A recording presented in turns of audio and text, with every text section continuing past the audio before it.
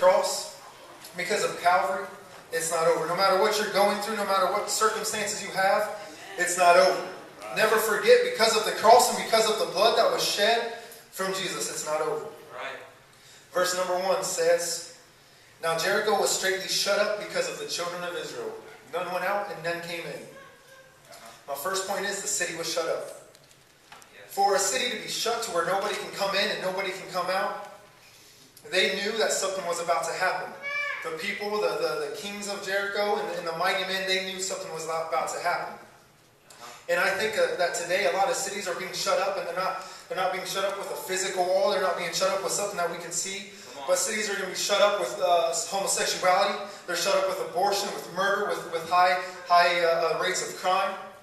And the reason, and I think it's getting bigger and bigger, this weekend in Columbus was Pride Weekend. And I happened to be in Columbus this weekend as I was driving out of town.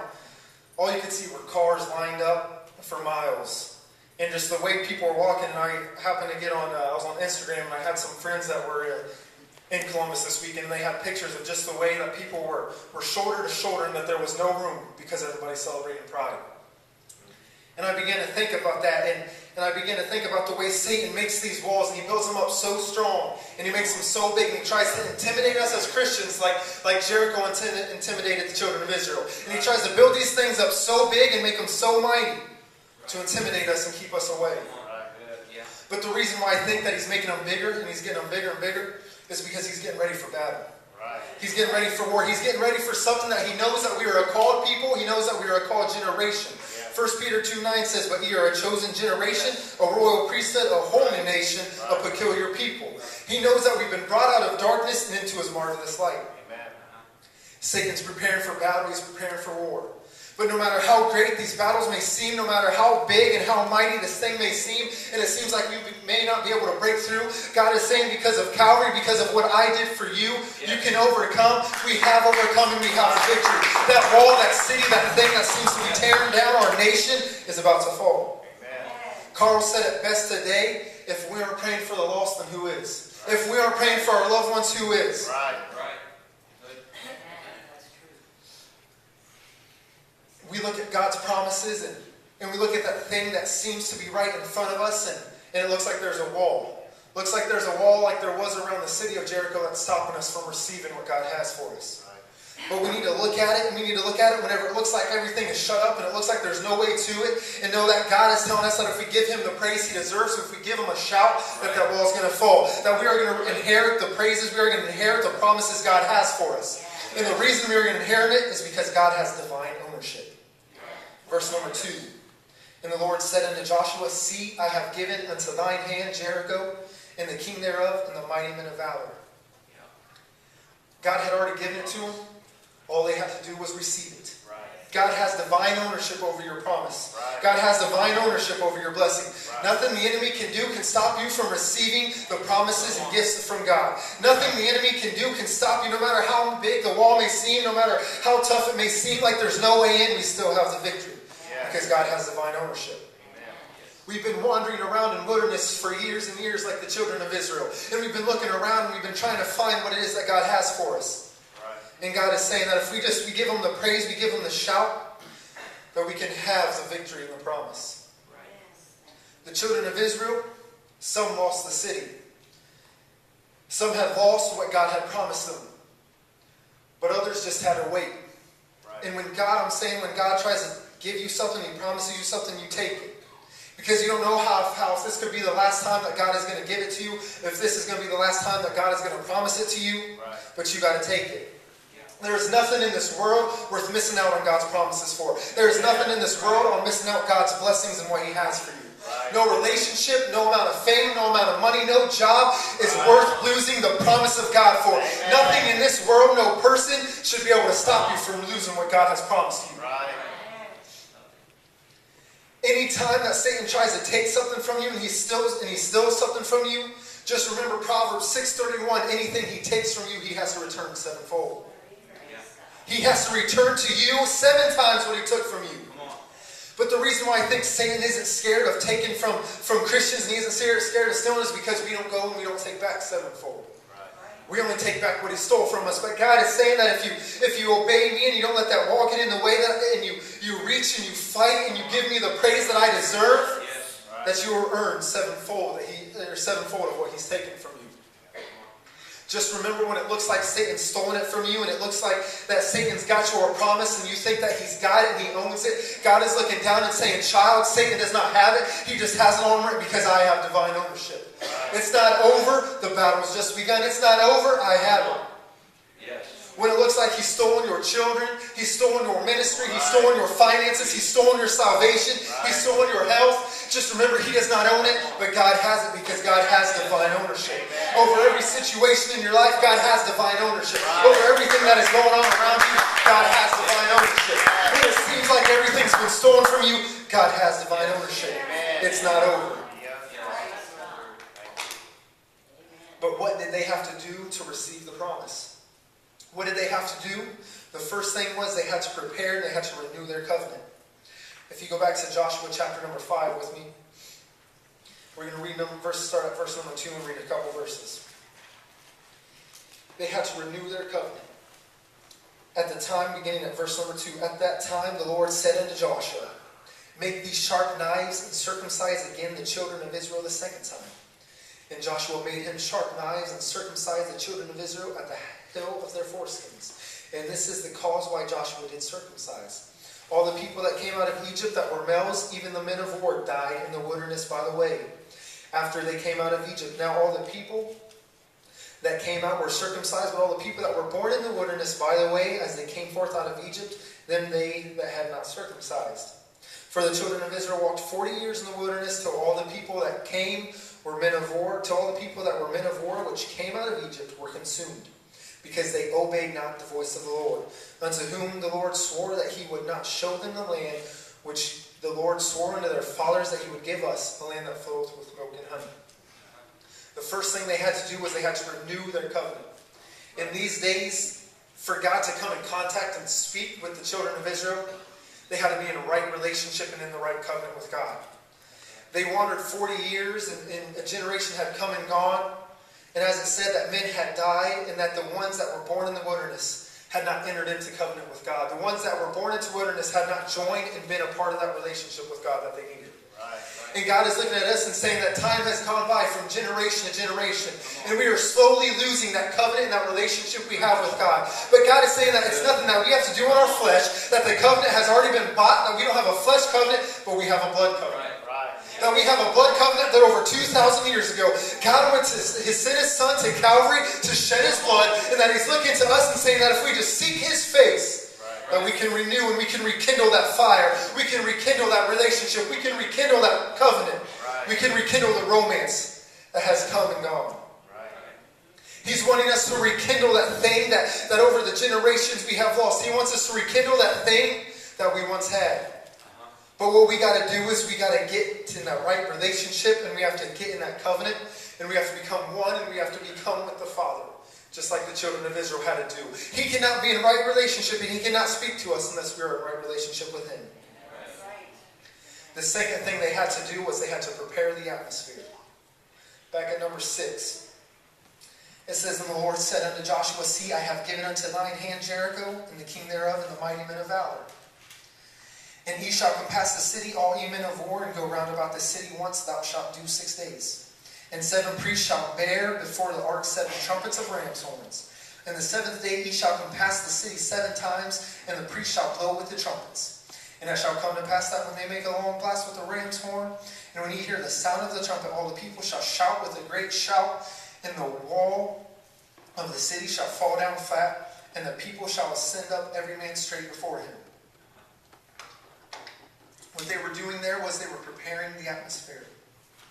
They had to have a time of preparation before the walls could fall. So God told them to walk around the city 1 time for 6 days. Once a day for 6 days.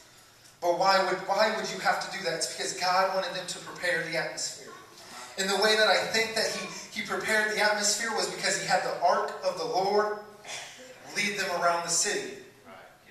And tonight we've heard songs and we've heard some preaching, and all we're doing is preparing the atmosphere tonight for our wall and for that city to come down, for that wall to come down to receive what God is. All we've done so far tonight is prepare the atmosphere for the presence of God to come in. We have to be willing to take the presence of God. And they took it around the city for 6 days. And they walked it around the city. And what I think that they were trying to do was they were trying to enclose this city and have it so surrounded with God that when it was said and done, that whenever they looked back, they couldn't say it was anything that man did. It wasn't anything that we did with our own hands. But it was because of the ark, and it was because of the presence of God. We have to let the presence of God into our lives. We have to let the presence of God into our hearts. Without it, we can do nothing. Without the presence of God, there is nothing that we as man can do to take on and to destroy the enemy and his works. Amen. He was wanting to get Joshua to the place, and he was trying to tell Joshua to try to tell us that without him we can do nothing. Without his presence we can do nothing. Too often we try to do things on our own, and we don't let the presence lead us, and we don't let his spirit lead us, and we don't follow his will, and we try to take it on our own, and we can't, and we don't win. We let our pride get in the way. As humans, our pride and in our inner being and in our own thoughts is to try to do it on our own, not to accept help. But God is saying that if you just let my presence enter your life, you let my spirit enter your heart, that you can do greater things than you've ever done before. I'm going to go to verse 10. And Joshua had commanded the people, saying, Ye shall not shout, nor make any noise with your voice, neither shall any word proceed out of your mouth until the day I bid you shout. Then shall ye shout. The next thing they had to do was they had to obey his instructions. They had to obey what God had told Joshua to tell them. Joshua was the man in charge. Joshua was the head. And in my opinion, if somebody tells me to walk around the city for 6 days, and on the 7th day walk around it 7 times, and then to shout and the city's going to fall or the walls are going to fall, I'm going to think he's crazy and I'm not going to listen to him. But Joshua had received a word from God. And a lot of times as Christians, our pastor or the leadership in the church is going to instruct us or is going to do things and we may not agree, but God is saying, I have given them a word, and it is our choice as the people of God to obey even if we don't agree. Because sometimes we may not agree and we may think that our way is the right way, but it's not. And God is saying that if you follow and you don't complain and you don't murmur and you don't talk like the children of Israel did, they had to keep their mouths shut. And if you just obey what the leadership says, that greater things, that thing that is surrounding our city, that thing that is surrounding our life, it is going to fall. But we can't complain, we can't murmur. All we have to do is obey the instructions. The next thing they had to do was walk around the city with no sign of victory ahead of them. With no sign, walking around the city. It wasn't like every day when they walked, a part of the wall fell. And then the next day a part of the wall fell. But they had to walk around the city not seeing any sign of victory ahead of them. It's not like when you have a garden and you plant it and you go out, you plant your seeds and you pour the water on it, and every day you go out and you can slowly see your garden, and you can see your plants and your vegetables come up.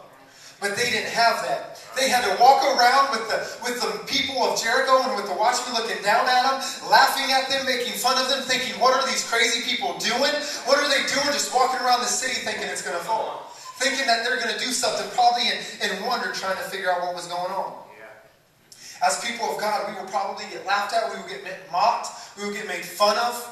People are going to say stuff behind our back, but God is saying that if you obey my commands, you obey what I instructed you, if you follow my presence, you follow my spirit, that city is going to fall. You follow the instruction I have given you, then your city is going to fall. A lot of them could have complained. A lot of them could have murmured. But sometimes it's better to keep your mouth shut than it is to say a word. Sometimes it's better just to shut up and do what you're instructed than it is to talk and complain. Joshua told them, he said, Ye shall not shout, nor make any noise with your voice. No sound should they make, no voice, no sound could they make with their voice. They had to be in complete silence. He wants to see that if he instructs us and if he tells us not to talk, or if he tells us to do something that may seem out of the norm, that if we are going to obey his instructions, if we are going to be willing vessels, that no matter where he leads us, no matter where he takes us, that no matter how much that he may take us out of our comfort zone, that if we are willing to obey and follow. Your family salvation, your blessing, that financial breakthrough you've been waiting for is waiting, and it is on it is whether on God, talk, man. It is on whether you're willing to obey God. I need some water. It's tongue-tied right there. Verse number 20. Let's just go to the next point. Finish that one up. All right. Verse number 20. So the people shouted when the priest blew with the trumpets, and it came to pass when the people heard the sound of the trumpet, and the people shouted with a great shout, that the wall fell down flat, so that the people went up into the city, every man straight before him, and they took the city. The next thing they had to do was they had to shout, and they had to give God praise. They had to shout a shout of praise before God. They didn't have to fight. They didn't have to go to war. They didn't have to do anything for the city to fall. All they had to do was shout. And God is looking and He's saying that down at us, that is saying that no matter how big the city may seem, no matter how big the wall may seem, that if you give me a shout, you give me a praise, if you praise me in the storm, if you give me a shout of triumph, that city's going to fall. First, they had to have the presence of God lead them. Then they had to walk around the city 6 times, or 1 time for 6 days. Then on the 7th day, they had to walk around the 7th time, and on 7 times. Then on the 7th time, they had to blow the trumpets and the horns, and the people had to shout when they were instructed. And God, I think, is trying to tell us in this day and age that we've gone for too long trying to do it on our own. We went too far, and we've been for years trying to do it on our own, in our own power, and with our own might. And God is saying that if you just drop everything that is not of me, and if you just look and you look unto the heavens, and you give me the praise, you give me a shout that I deserve, you shout unto me with the voice of triumph, you shout unto me with the voice of praise, that I'm going to give you the victory. That if you shout unto me, that your family will be saved. That if you shout unto me, that the victory is yours. That if you shout unto God, that the victory will be His, but we got to follow His presence. If we could get the lights and have Amber start the video and stop it at the 3:34 mark, please. I dove into the shallow end of the pool. Start it from the beginning too. It's not good. Please. I'm getting ready for the National Day of Prayer in Jacksonville, and as I call. And before they start this, I just want to, the song that Kayla sang, this man wrote. And he went through something in his life where it seemed like it was over, and his son's life was over, but he knew it wasn't over.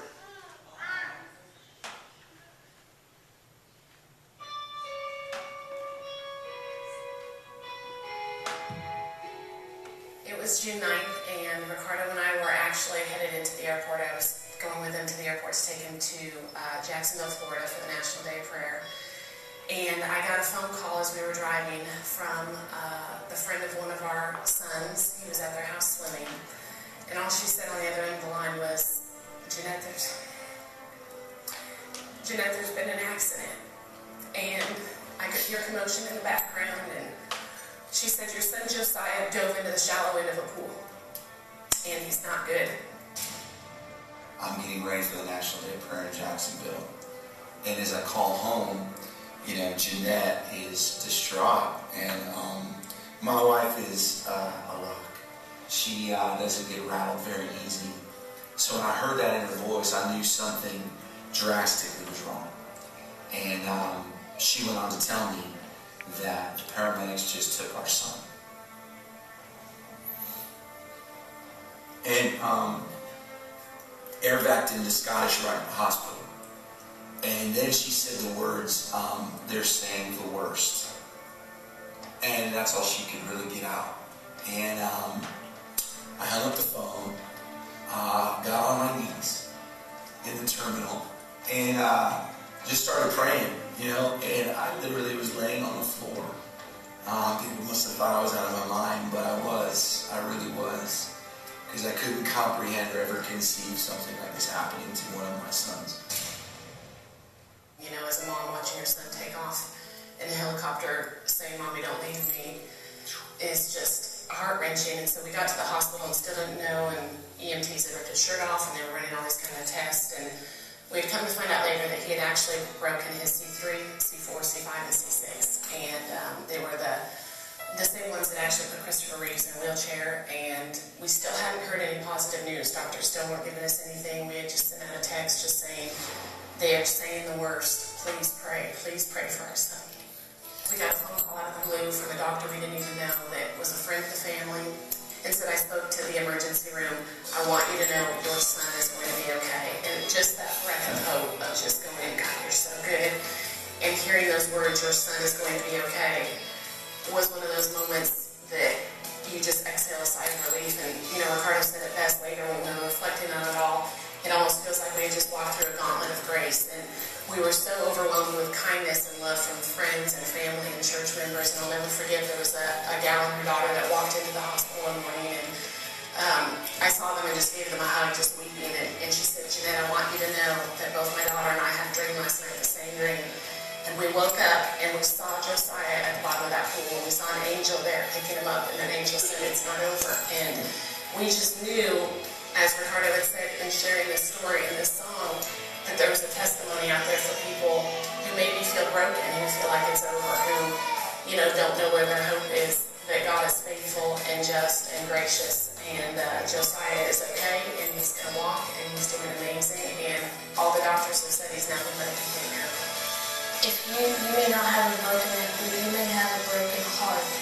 And I'm just here to say that Jesus can fix that, and also that it's not over. Stop it right there.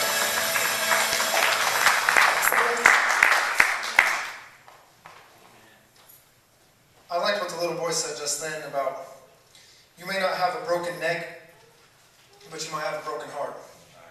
You might have a broken family. You might have a broken relationship. You might have broken finances, but it's not over. It's not over. He goes on and he talks a little bit more, but he says, we have overcome by the blood of the Lamb and the word of our testimony.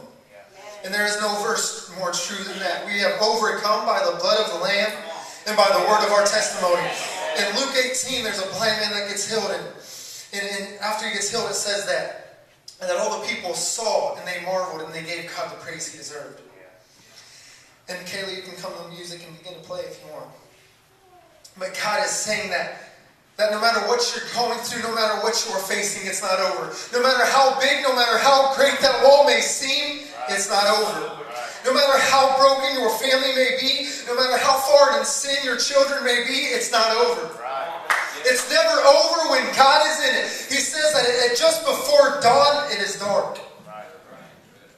It's not over. Weeping may endure for the night, but joy comes in the morning. Just because it's dark and it doesn't look like that doesn't look like that victory is on your way and you've been walking around the city and it hasn't moved. God is saying it is not over. It's not over. Give me the praise. It's not over. It's not over. Your family is not done. It is not over. Hallelujah. Stand to your feet. Hallelujah, Father. Hallelujah. Yes, God. Yes, Father. Begin to pray. Lord, we thank you, Father. We praise you, God, because we know, God, no matter what we are facing, it is not over.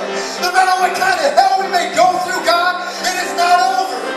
No matter how broken we may be inside, no matter how much depression come over us, God, it is not over. It's not over because you sent your son over 2,000 years ago to die for us, God. We know it's not over, Father. Oh, yes, God, we know it's not over. It's not over because of Calvary. It's not over because of the cross. Because of the cross, it's not over. Because of the cross, it's not over. No matter what you're going through, no matter how much the darkness may seem, it's just a shadow. It's not over. If you're here today and your children may not be saved, and your family may seem broken, and your parents may not be saved, God is here to say it's not over. He's here to say no matter what you're going through, no matter how depressed you've been, no matter how dark it is, it's not over. And if that's you today, and it seems like that wall may not come down, God is saying, I am here with open arms. And if that's you, and you may think it's over, and you've been struggling, you may be doubting like Pastor spoke about today, God is here to say, and He's saying it's not over. If that's you, come to this altar and pray. If that's you, and you feel like things have been coming around you, and your family can't come right now. Come now is the time to pray. Yes, Father. We know it's not over, God. Lord, we know that no matter what we go through, Father, it's not over. Lord, you said if we ask, we shall receive, God. You said if we knock, it will be open. If we seek, we will find, God. Lord, we know, Father, that our children's salvation, God, we know that our parents' salvation, God, it rests on our shoulders to know that it's not over. We know, God, that it's not over, Father. Hallelujah. God, we know, Father, that Lord, no matter how dark, no matter how great the wall may seem, that it's not over. God, lies, Father, are in our hands on knowing that it's not over. Oh, Father.